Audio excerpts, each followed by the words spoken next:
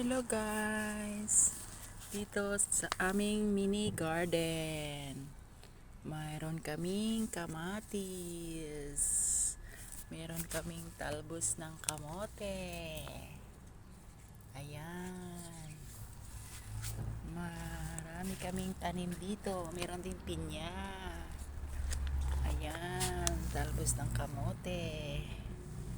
Ayan, meron kaming sibuyas. Ayan.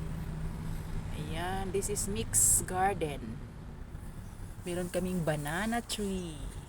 At ito na yung malunggay na sinasabi ko sa inyo na may bunga.